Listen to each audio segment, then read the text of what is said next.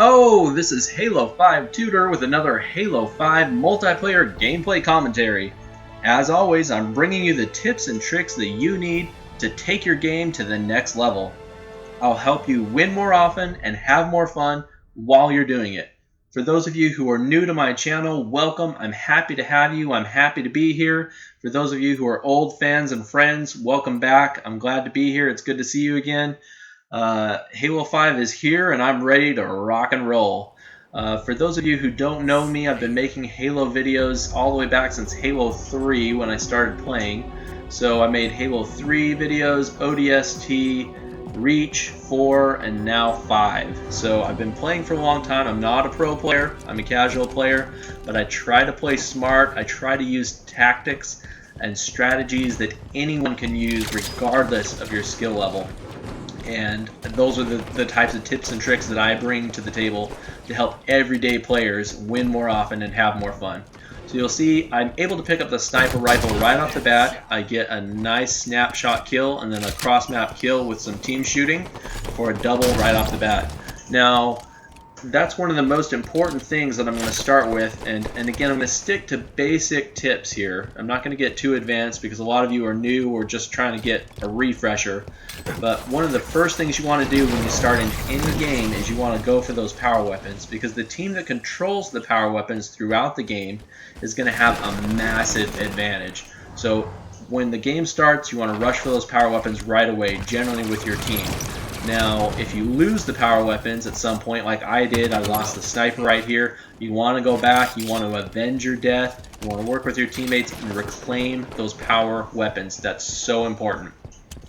Now that I have the sniper, I'm looking for a good spot on the map to use it. So I'm not familiar with this map, so I just tried to find an area with some nice open lines of sight where I was up as high as I thought I could get. And so this was the position that I chose. And that's something that you want to keep in mind with every game. It's important to control the weapons, and it's also important to physically control the map.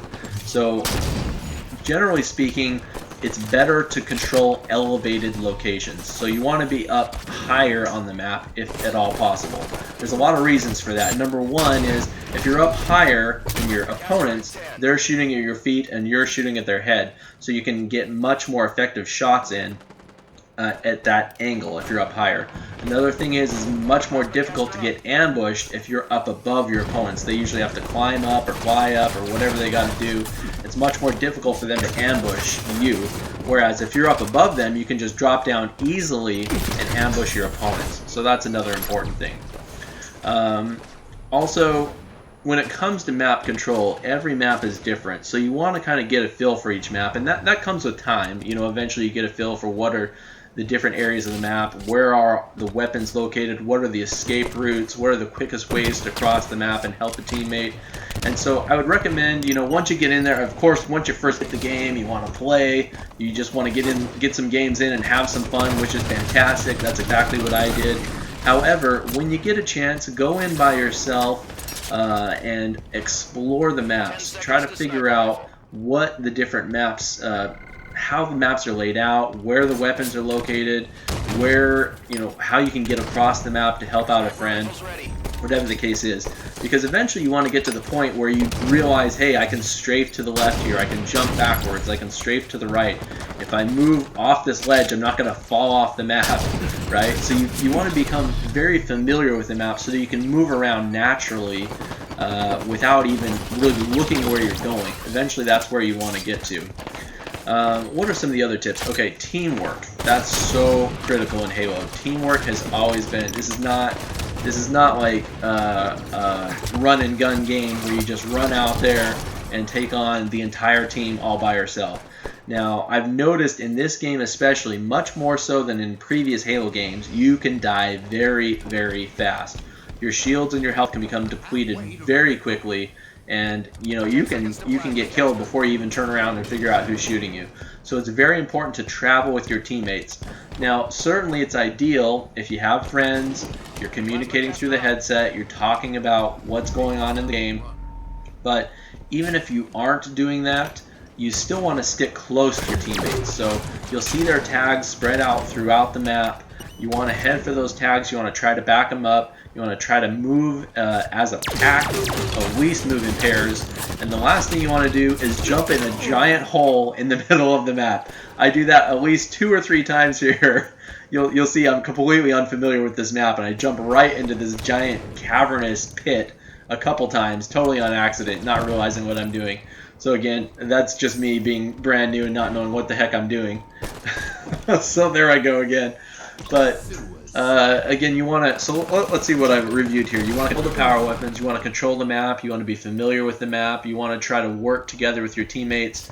So again, keep an eye on the tags. If the tags turn yellow, then your teammates are shooting. If their tags turn orange, then your teammates are being shot at. So you can kind of get a feel for what's going on in the map just by watching your teammates tag. Obviously, if you see the big red X, you know a teammate has been killed in that area, which may mean they got ambushed and they were outnumbered, or it may mean they were able to get a bunch of shots on an opponent before they went down. So if you have a chance from across the map, if you see that red X go down, it's always a good idea to try to get in just a couple shots on your opponents, because a lot of times if your teammate went down, he's able to put a few shots on the opponents before he went down, and you can clean up the kill. Another thing, when your shields go down like that, just try to fall back briefly. Don't go out there in the heat of battle when your shields go down. You can see I'm just using grenades very, very liberally. As I recall, in Halo 4, you weren't able to pick up grenades off the ground unless you had a special ability. But here, you can pick up grenades, and they're everywhere. Every time people die, they leave grenades. So you want to be very, very liberal with those grenades. Even if you don't see the opponent that you're throwing them at, just throw them out there. In this game alone, I got a couple cross-map grenade kills that, you could call them luck, but they weren't luck because I was strategically throwing grenades and being very liberal with those. So that's something you want to keep in mind. Let's see what else do I want to go over here. We've got teamwork, we've got controlling the map, we've got controlling the weapons. I will be going into a lot more detail with a lot more information in my future videos. Another thing I'll point out is right as you start up the game, you may want to go into the settings. You can change things like your gamer tag, that tag that's up above your head. Change it to something that people can communicate easily in the game. Another thing, there's a lot of layouts for the controller, so find a layout that works for you. I like the Recon layout because it's most similar to what I learned way back in Halo 3, so I've been using Recon ever since. I like the Recon layout, but you may like something else. So go back and find a button layout that works for you. Here I'll point out that the crouching behavior still works. If you crouch, you fall off the radar, which allows you to ambush your opponents. That drives a lot of people crazy. They call it camping, but it can be very strategic, especially in this game where you can die very, very quickly.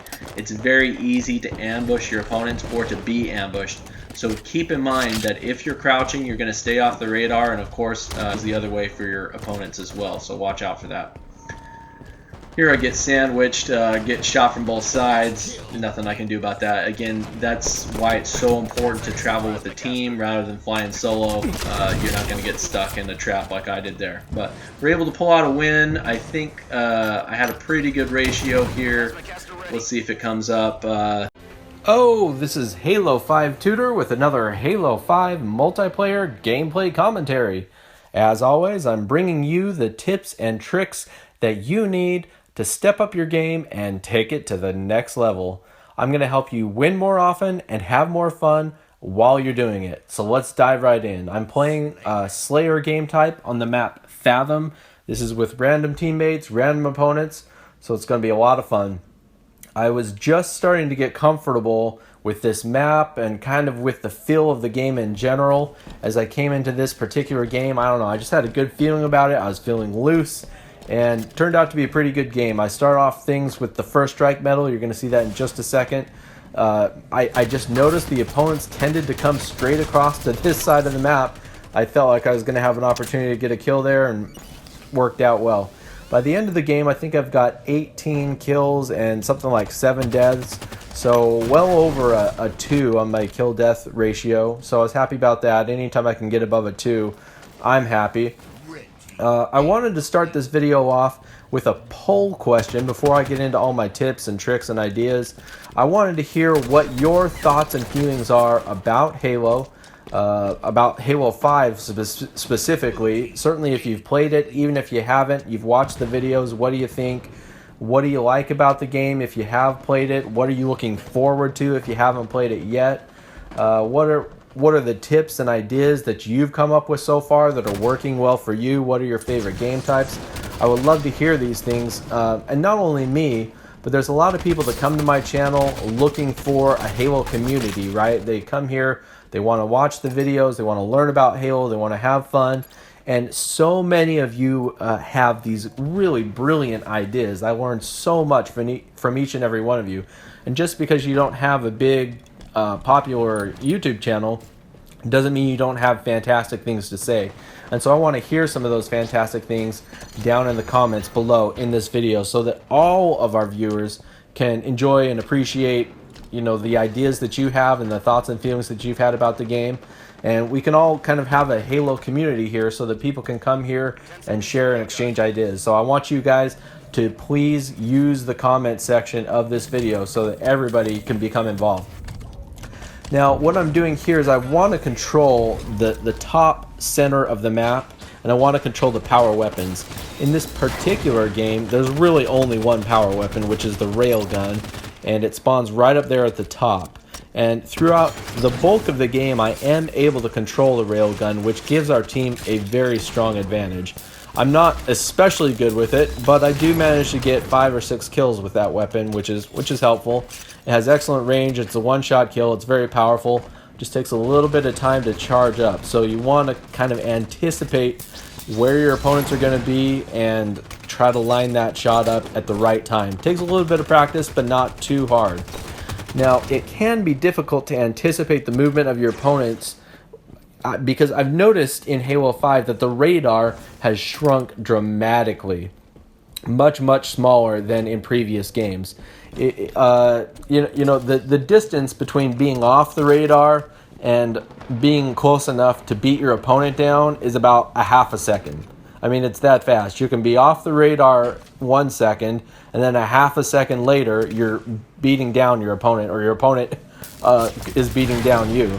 So it's, it changes the dynamic of the game quite a bit. If you came to rely on your radar in previous Halo franchises, that's not going to be the case here. It's practically useless. I'll be honest with you, it's practically useless. There's been plenty of times when I felt like I was sitting pretty, and then I'm getting assassinated, and nothing came up, and it wasn't somebody camping. It was just somebody sprinted right up to me, used that little extra burst of thrust, and took me out in about a half a second. It can be that fast. So there's a couple tips I want to give you with that in mind. With the radar diameter, with the radius being shrunk down, there's a few things that you can do. Number one, you want to continue to be aware of your surroundings. You can't rely on the radar, so you need to continue to look around, especially if you're staying in one place like I am right here. I'm trying to control the top of the map because I have an excellent vantage point here, lots of good escape routes, the power weapon spawns up there. So I wanted to control that area as much as I could. Because I was doing that, I wanted to continue to look around, check your six, as they say, which means look behind you, continue to spin around, continue to look at all angles if you're staying in one place. Now, the other approach you can take is if you continue to move around, it can be more difficult for somebody to come up behind you if you continue to move around, especially if you're sticking with your teammates. That's why teamwork in this game is more important than ever. Because if you're all out there on your own, somebody can come up behind you, even with the radar, and they can take you down before you even know what hit you. But if you're in a crowd with your teammates, that's practically impossible to do. It's very, very difficult to get ambushed when you're together with your team. So that's something that I was doing throughout this game, is although I was trying to control the top, I was keeping an eye on my teammates' tags throughout the entire game.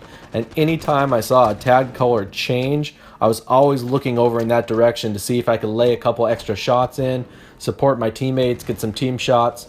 Here you can see I continue to swivel around. I keep checking every different angle, make sure nobody's coming up behind me. And the other thing that is great about being up high is that, see, you can escape quite easily. Like I was there. I got a couple shots on me. I'm able to fall back very, very easily. If the reverse was true, if I got a couple shots on him while he was down on the ground, it would have been very, very difficult for him to run and hide, because I could have just jumped down and chased him, which isn't always a great idea to chase, but sometimes it works out. So you can see here I am controlling the top. I'm controlling this power weapon. And like I said, I was able to get about 18 kills and 7 deaths, so a pretty nice ratio. And you ought to really have a number in your head that long term, this is the kill death ratio that you want to have, which, it should at least be above 1. Okay, so we'll start with that. If your kill death spread isn't above 1, that should be our goal, right? Which means you get as many kills as you do deaths. And every game can be different. Maybe some games you get more than others, but overall, as your average, you need to be averaging at least 1. So that's something to keep in mind. If you feel like you're not averaging 1, sometimes the easiest thing to do is to improve your defense, because improving offense takes time, takes practice, takes skill, but improving defense can be done very, very quickly. Now we'll go over some defensive ideas in future videos, but if you feel like your kill death spread is not where you want it to be, maybe consider it's not a problem with your offense. Maybe you can scale back on the improve the defense and scale back on some of your deaths. That's one idea. There's a check on my score there. I think I'm at 15 and 5 or something like that. So here I get a nice strafing motion, nice headshot. Let's see, before time runs out here, I've got so many things that I wanted to share. Let me think of what else. So I did want to cover the sprinting ability, because things have changed a little bit with the sprinting ability. For starters, it's always on. You can sprint as long as you want to. It never runs out, which I actually really like. I don't think it's overpowered. I just think it gives you the ability to move around the map a little bit better, especially on big maps. So I like the always on sprint ability. Personally, I like it. Now there's a couple caveats. When you're sprinting, your shield will not recharge. So if you feel like you're in a relatively safe area but your shields are down, don't continue sprinting around, because your shield isn't going to come up. And eventually you're going to come around a corner with those shields down and you're going to get one shot in the face. So if your shields are down, find a safe place and quit sprinting. You don't need to stop moving altogether, but if you're sprinting, your shields will not recharge. That's something important to keep in mind. Another thing about sprinting is that when you're being shot, it slows you down and prevents you from sprinting. And so, especially with so many people using the assault rifles, if you're getting shot in the back, so many times I've tried to sprint out of that situation and it doesn't work. So keep that in mind as well. If you're in a high an area where there's a lot of action going on, there's a lot of shooting, you may not be able to run through that situation or run out of that situation. So keep that in mind as you're playing. We're about to wrap up here, so I wanted to thank you all for watching today. Again, please make sure to leave comments down below. I want everyone to share their ideas about Halo, especially Halo 5, but all the games as they compare and so forth. I want to hear your ideas, what you think, what you like, what you don't like, and I would really appreciate if you would subscribe, give the video a thumb up, share it with your friends, put it on your channel, whatever the case may be. I've got a lot of additional content coming on the way. I'm just still scratching the surface of this game. There's so many things I want to share with you. You don't want to miss a video, so make sure you're subscribed and checking back every day. I'm going to be playing a lot over the weekend, so may have an open game night, which I've had in the past, where you can come and play with me and my friends. We'll play a big open game. It's a lot of fun. So keep your eyes and ears open for that as well. This is Halo 5 Tutor signing out. Thanks for watching, everybody. I'll see you next time.